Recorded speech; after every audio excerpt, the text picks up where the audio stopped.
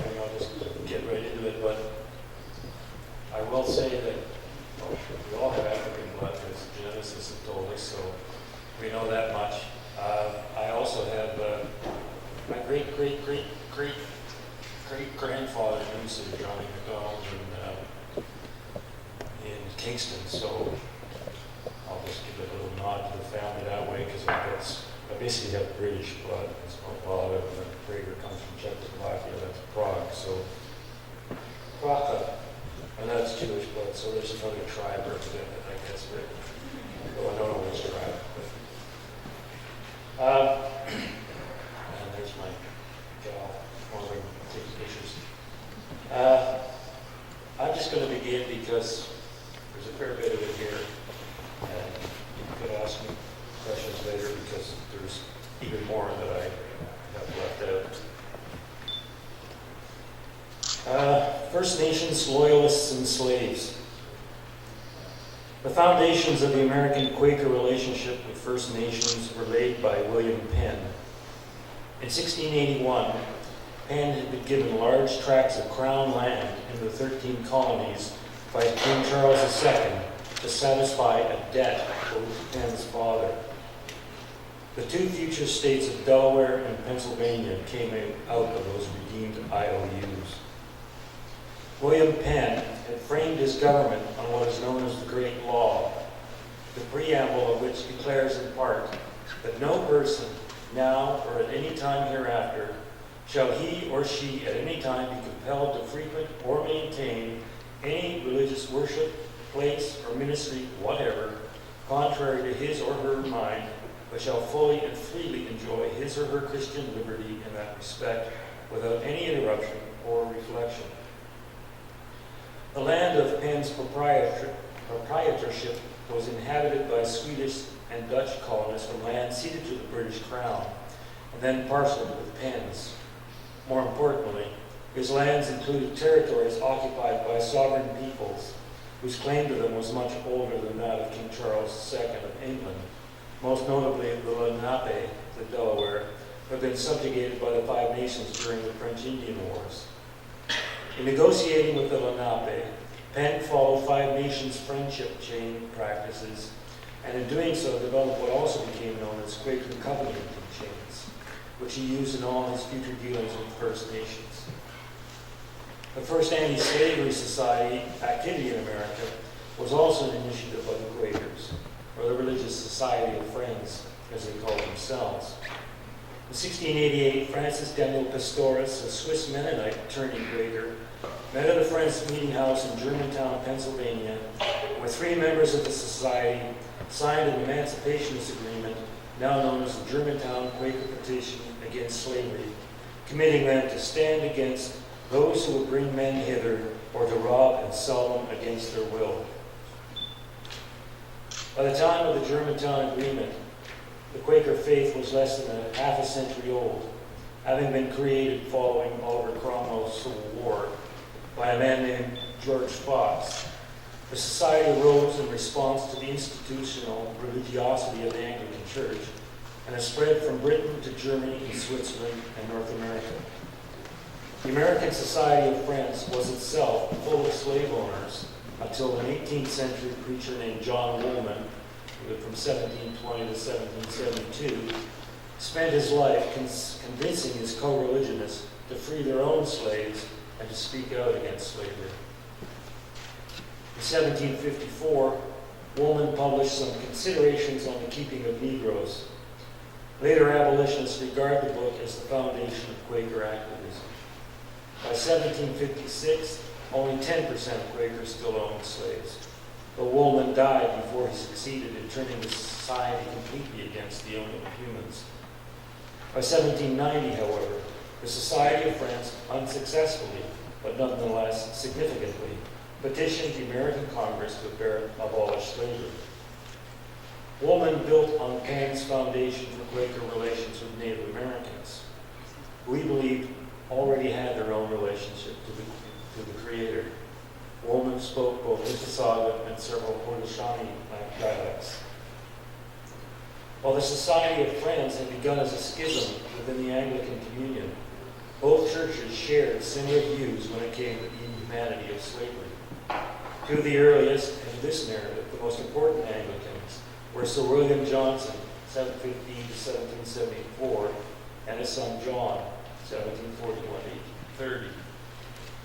In 1756, Sir William became superintendent of Indian affairs in North America, during which time he also led an allied force of 5 nations and British troops against the French and their native allies, capturing Fort Niagara on what later became the American side of the Niagara River.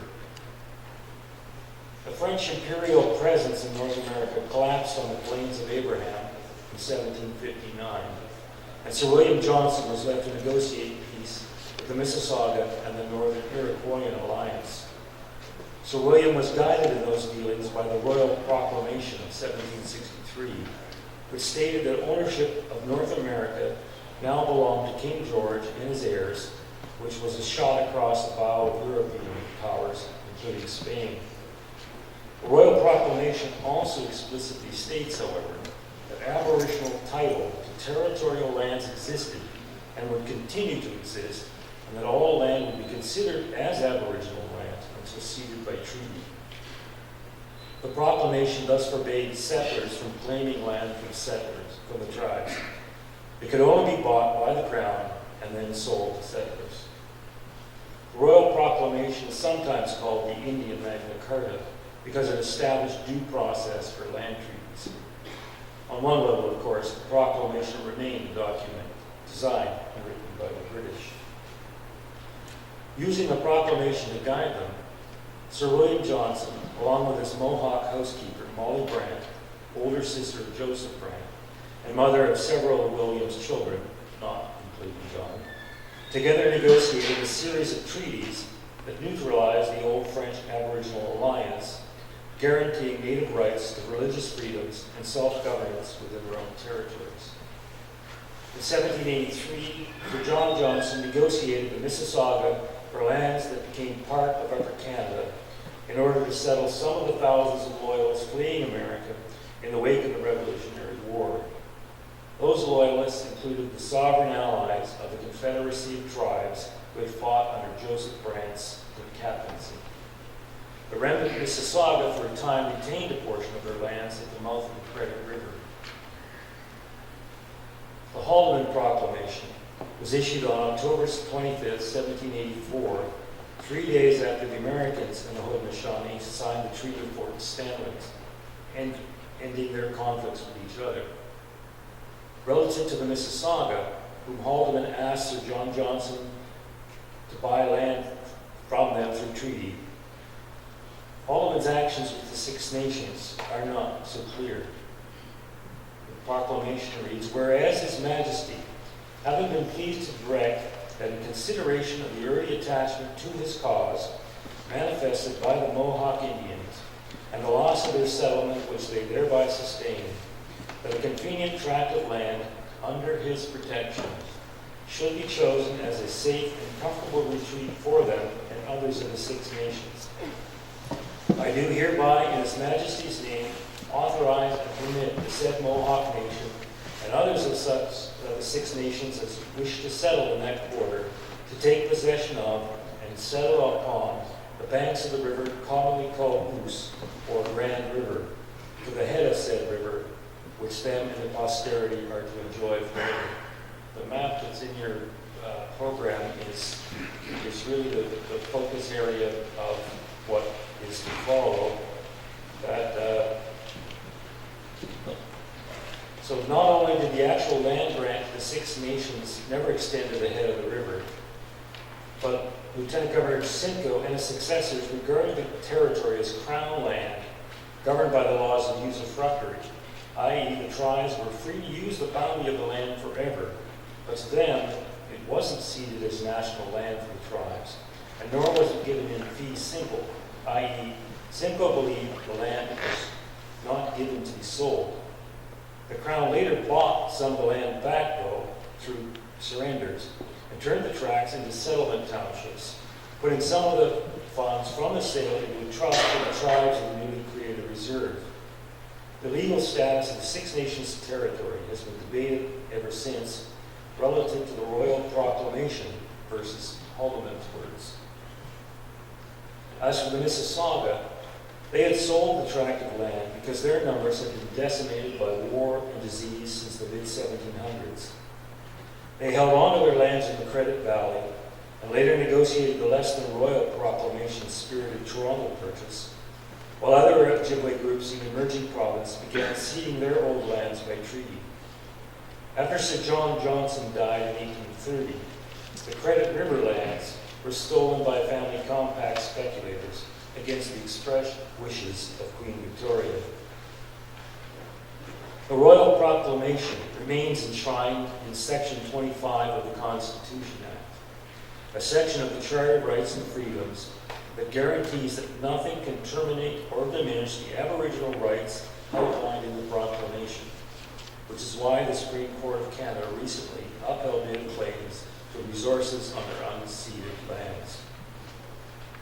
All that legal history aside, what needs to be remembered is that the Loyalist whites in the colony knew the sacrifices made by the Confederacy of Tribes at the founding of the colony, and that Joseph Brant had sold a lot of his land to people he knew would defend the Six Nations from American attack, which is precisely what happened during the War of 1812. Brant's white allies united with the Six Nations and the Confederated Tribes under Chief John Norton. So did black Loyalists, who we will learn of shortly. At the same time, the Family Compact, the ruling class of the new colony, which was both anti-democratic and as greedy as the 1% are now, began to undermine the Loyalist tribes everywhere they could think of. And it is their legacy of greed and animosity with which we live today. All that said, where were the blacks in all this? Slave and free. Almost as soon as he arrived in Upper Canada in the spring of 1792, Simcoe became aware of the horrors of slavery here after a loyalist named Vrooman committed a violent outrage against a black woman named Chloe Cooley, one of Vrooman's slaves, quotes here, by binding her and violently forcibly transporting her across the Niagara River and delivering her against her will to certain persons unknown. Simcoe, who had been in the House of Commons in England in 1785, had spoken against slavery then and had voted to ban it in Britain itself, though it survived in the colonies until the Emancipation Act of 1833. A little more than 2 months after the Chloe Cooley incident, the second session of the first Parliament of the colony met at Newark, which is Niagara-on-the-Lake, then capital of the fledgling colony, on May 31st, 1793. A bill was introduced and unanimously passed. It was called an Act to prevent the further introduction of slaves and to limit the term contracts for servitude within this province. The preamble of which noted that it was unjust that a people who enjoy freedom by law should encourage the introduction of slaves, and that it was highly expedient to abolish slavery in the province so far as could be done gradually without violating private property. The unanimity was won through considerable negotiation, most of which involved strengthening the powers of the newly emerging ruling compact of families in exchange for creating an endgame for slavery in the colony. Simcoe's Anti-Slavery Act repealed sections of the Imperial Statute of 1790, which recognized the promises made to loyalist slave owners that allowed them to bring slaves to the colony in the first place. Simcoe's 1793 legislation included the statement that no Negro or other person who shall come or be brought into this province shall be subject to the condition of a slave or to bound in voluntary service for life. The bill also stated that every child born of a Negro mother or other woman subjected to such service would become free on attaining the age of 25, before which time the master had to provide proper nourishment and clothing while being entitled to put that child to work, while all children born of the second generation were to be freed upon birth. The Act further declared that any voluntary contract of service or bond of indenture could not be binding for more than 9 years, ascending the ways and means of enslaving whites in the colony, the ways and means that had been used to enslave many whites in America and the old colonies. Scotch-Irish were enslaved in great numbers. I should also point that 1793 is also the year that George Washington signed the first Fugitive Slave Act into law. That was basically turned America into a slave prison. Nobody could aid or abet an escaped slave. To do so was to break the federal law. So Canada suddenly became a place to go to. You can't bring a slave into the colony, but if you were a slave, if you imported yourself into Upper Canada, you imported a free person. One of the early slaveholders in the new colony was Chief Joseph Brant, who thought the British worried too much about slavery. But then in his understanding of enslavement was a First Nations view and not the racist view held by white owners of Africans. Chief John Norton, Brant's chosen successor as chief, later noted in his journal that Brant was born at Cuyahoga near Akron, Ohio, and was descended from Wyandot prisoners adopted by the Mohawks on both sides of his paternal and maternal sides.